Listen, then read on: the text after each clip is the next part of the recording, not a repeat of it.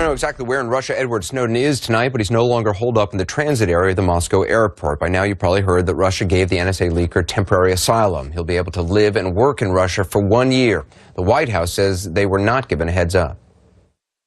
We are extremely disappointed that the Russian government would take this step despite our very clear and lawful requests in public and in private to have Mr. Snowden expelled to the United States to face the charges against him. He's not a dissident. He's not a whistleblower. He's been charged with a crime. Well, the White House says it is reconsidering whether President Obama will meet one-on-one with President Putin at the G20 summit in St. Petersburg next month. Now, some in Congress are calling for a stronger response. In the meantime, there are reports that Snowden is already getting job offers. Lon Snowden and his attorney, Bruce Fein, join me now. It's great to have you on the program again. Mr. Snowden, when you heard the news today, what did you think? What went through your mind? I was surprised. I didn't expect it, but I was thankful. It was a good day.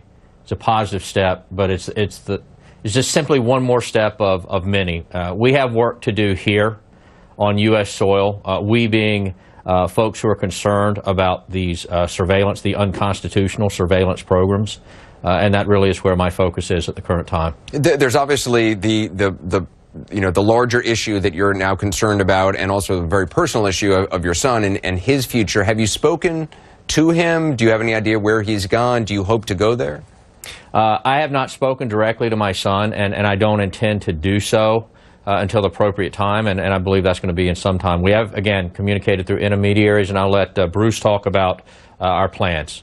Bruce? I spoke this morning with Anatoly Kuchinera. He is the Russian lawyer who represents Edward in Russia. He's at the apex of the legal establishment there, and we discussed the train of events needed for us to obtain visas to travel to Moscow and have an opportunity to discuss with Mr. Kuchinera the possibility of legal representation of Edward in the United States, make certain that all legal avenues are fully made known to Edward in deciding what he wishes to do.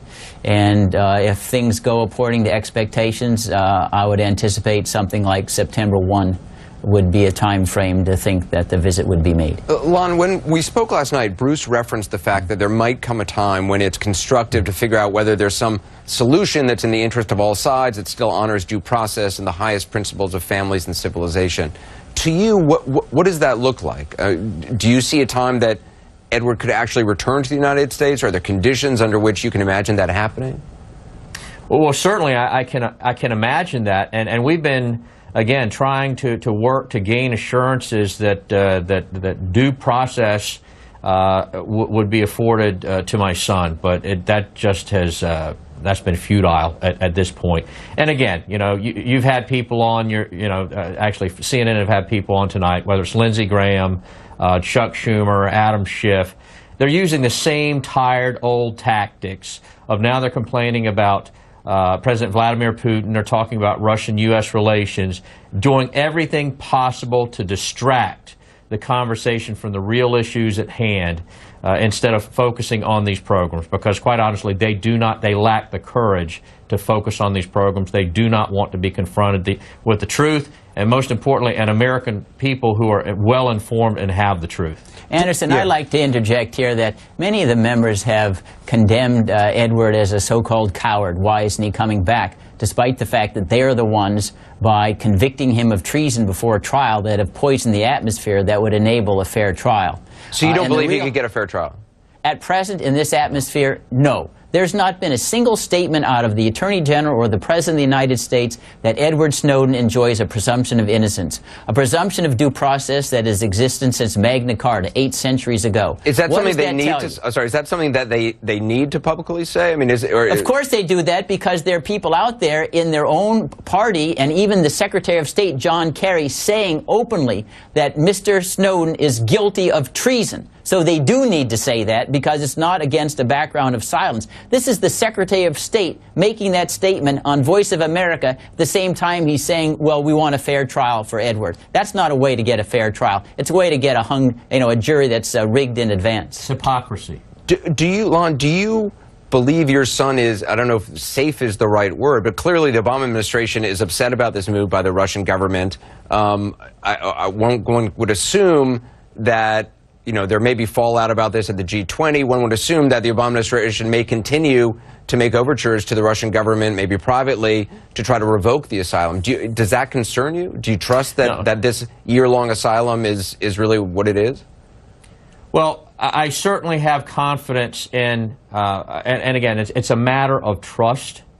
And based on what I have seen thus far, I have trust and faith and confidence in those people who have taken my son in and are trying to keep him safe and secure. Now, do I think that he is going to be in a condition where he can be safe in public for some time? No. I think it's going to be a long time before my son can safely walk the streets and function as a normal human being. I don't know that that will ever happen again. Certainly, there are people who are vengeful. It's clear. All you have to do is listen to so many of our politicians, and I emphasize politicians. It's clear to me we have a lot of folks who have been elected to function as leaders. They continue to function as politicians.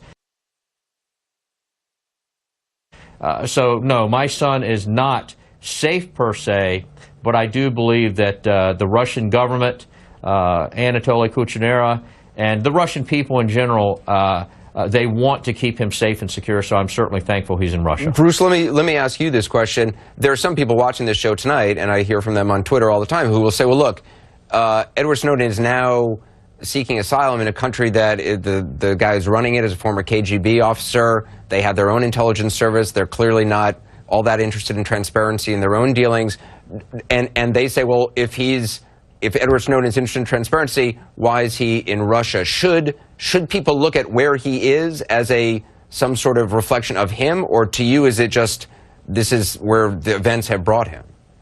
I think they need to look as to why he's in Russia and not in the United States. It's because we need to look at what we did in order to provoke the disclosures that he made, and that forced him to go abroad because he couldn't receive a fair trial with people convicting him of treason before he's even had a single day in court, before there's even been a chance to test the constitutionality of any of the criminal complaints.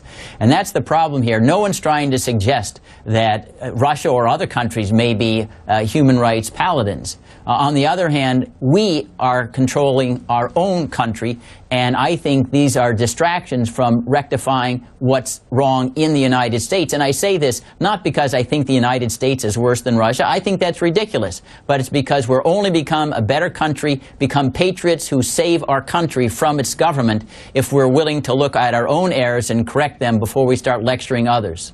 You know, I'd like to share something, Anderson, again. You know, I really hope that the American people, you know, after the show will go and to YouTube, wherever, watch his 12-minute video and then the 7-minute video that was released sometime later.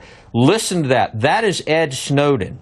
And listen to what he said, because as the days pass and more information comes out, it's becoming much more difficult and virtually impossible for those in Congress on the intelligence committees to dispute what he said. That's the truth that needs to be heard, and that terrifies the members on these intelligence committees and folks in Congress. And as a matter of fact, they made it impossible for folks in the United States Army to even listen to those videos. Lon Snowden, it's good to have you on. Bruce Fein as well. Thank you. Coming up.